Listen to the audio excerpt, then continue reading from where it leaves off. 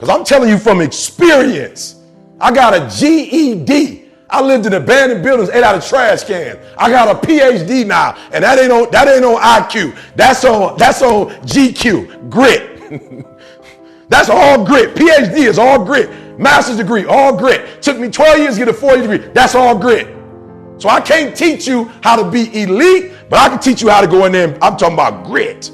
I can teach you how to go in there and murder some other teams. Not with talent. Just outdoing. So I'm talking about endurance. Just having more stamina than they got. That's what I can teach you. So I ask you what you want. I'm going to give you 3 things. I'm going to let you get out of here. So the first thing is I'm talking to my son, and I said to my son, he said he had a lot on his plate. And I didn't mean to be disrespectful. I just started laughing. On your plate? I'm like, what? You got a lot on your what? I said, call your grandma, call your great-grandma who worked in cotton fields. Call your great-grandma. Call your great-grandma who had to clean up behind other people and cook for them and couldn't eat the food that they ate. You call your great-grandma and you find out what something on your plate is. You don't know what nothing on your plate is. You making up stuff. This little stuff ain't hard. Call your grandma who worked at Ford, GM and Chrysler, had to put on the hard hat and go in and you don't know what hard work is, son.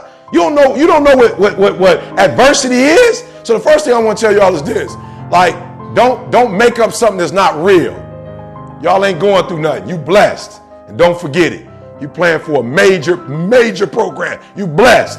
Every day you walk in here, I don't want no attitudes. I don't want no complaining. Complaining for what?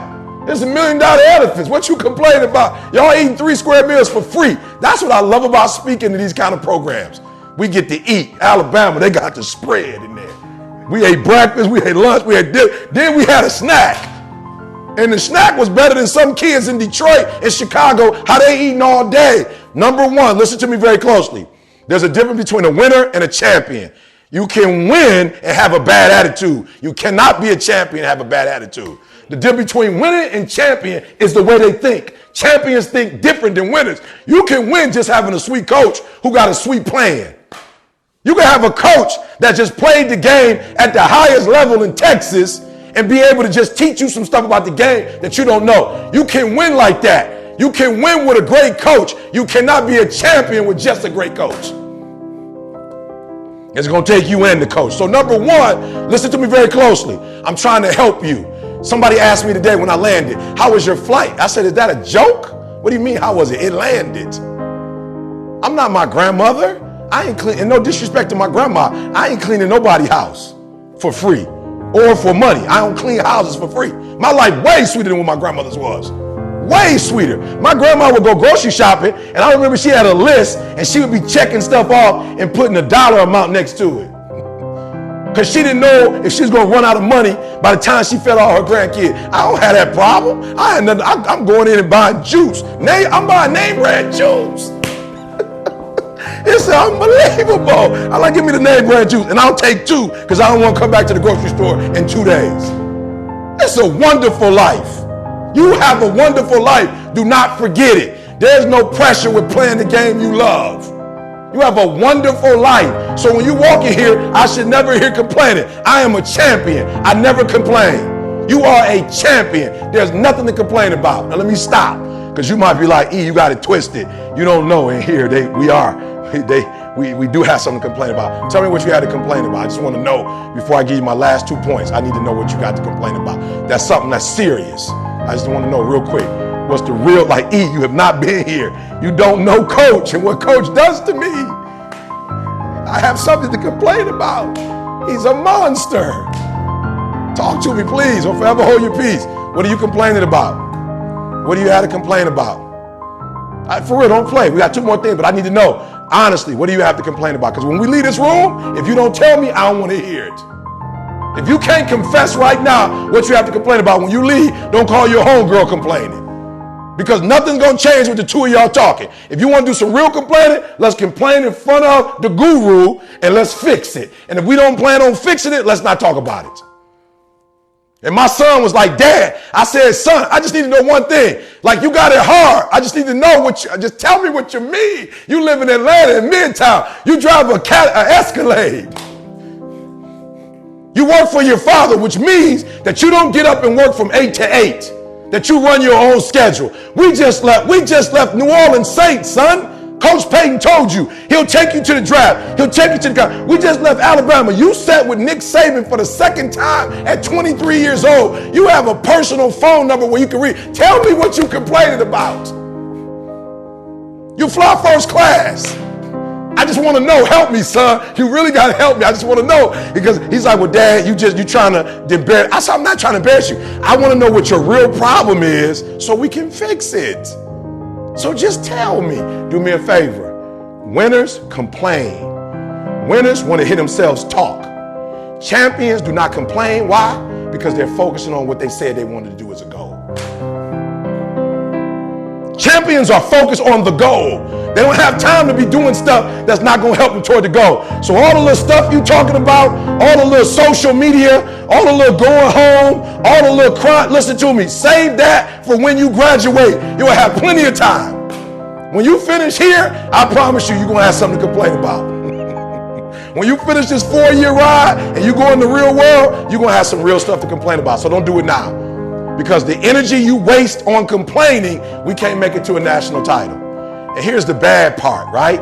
For me, when I walk out of this place, they're going to see I took pictures with you.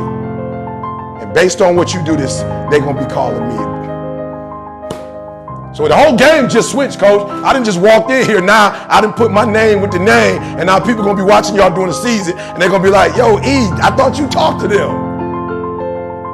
Go read it with open Victor. They looking at Vic like, yo, Pace is about to murder. I'm saying absolutely. If they do what I tell them to do, Boston going to be their only little challenge. I promise you that. So number one, you are a champion. Think like one. There's only one goal. What's your goal? Good. What does that mean? Good. I just need you to define it for me. So coach, my son said, Dad, I love what I'm doing for you. I'm making good money, but I just want to be a manager. I said, okay, what's a manager? I just want to know what it is. And what do they do? He said, well, Dad, I said, son, tell me the truth. You don't want to be a manager. You want the lifestyle. You want to be in the stadium taking pics with the number one player, the draft pick. You want to be in the car and take you want what it looks like, but you don't want what it feels like. Just be honest with me, son. Because you telling me you want it. I just took you to Alabama. Kendall, when was the last time I had a run like this in terms of speaking back? It must have been 2 weeks in a row. I just left. Where was I? I don't even remember. I was at a school yesterday. The day before that I was with Pittsburgh. I'm here. I got something tonight. I'm on my way to San Fran. Well, I think I was like 21 days. I started, July 29th I started. When was the last time I did a run like this? Ever in my life. But he gonna tell me he want to be a manager. So I said, take every sports gig that calls. And we're on the road now. He's still complaining, coach. How done took you to the top? How done you were Super Bowl champion? You were the dude that won 7 nationals. You still complaining? So do me a favor. Do you want it or not?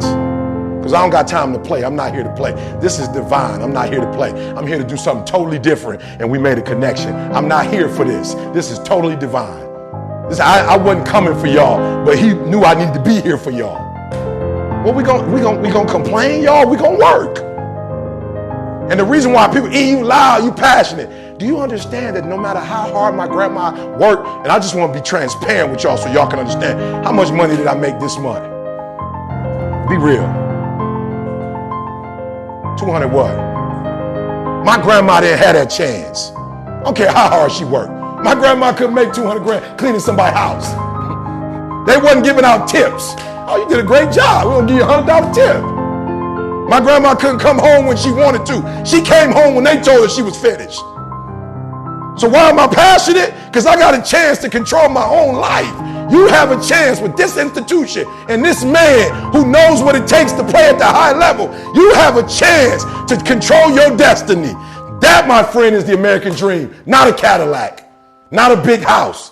The American dream is all men are created equal and endowed with certain unalienable rights. That's what you have. You out here there are kids that don't get what they don't eat like you eat. They're at the same university. They don't get what you get. But with this right here in your skill set, this thing can take you wherever you want to go and then take your kids wherever you want them to go. and you complaining because coach wants you to work and practice so you can get what you said you wanted. You mad at coach because he ain't gonna let you take no shortcuts because ain't no shortcuts on the next level. Y'all think you think this hard? Wait till you get to the pros. You think this is tough? So the fact that he's riding you, the fact that the coaching staff is riding you and saying no shortcuts, do it the right way, do it over, do it over, do it over, do it over. Why? Because in practice you get to do it over. In the game you don't. They write that stuff down. It's recorded. I'm gonna leave, but I'm gonna tell you this. How many of y'all got your mama coming to the game? Let me see your hands. You got your mama coming. If you don't play nothing for your mama in the stand, like don't make your mama go home. Your mama, now come on, if your mama anything like my mama, they bragging that everybody know which school y'all go to. Am I right? Come on, am I right? All y'all mamas don't even wear normal clothes no more. They all got the SMU, I'm mama shirts on now. I'm just talking about they don't even dress up no more. They just got your stuff on. They got your number. They bragging to everybody. They coming to the game. Have some pride about this team. Have some pride about your mama sitting there. I'm a grown man. I'll be 48 in a couple days. I still do what I do for mama. Every gig I do, every time I get a newspaper, every YouTube video, every Instagram post, I want my mama to be like, that's my son. But at 17 years old, I could have had an abortion. But I decided to give him life. I'm gonna let my mama know you make the best choice you can make, not crying and whining. Coach, I got so mad at my son, I just called my mama and said, can you talk? This is your mess, you started this. Talk to your grandson. I can't talk to him no more. Maybe you got some patience that you didn't have, because she does. She has some patience she didn't have with me. She has some new stuff that she's doing. Bro, and I called her and we three-wayed her in. And you know what my mom had the nerve to say to me?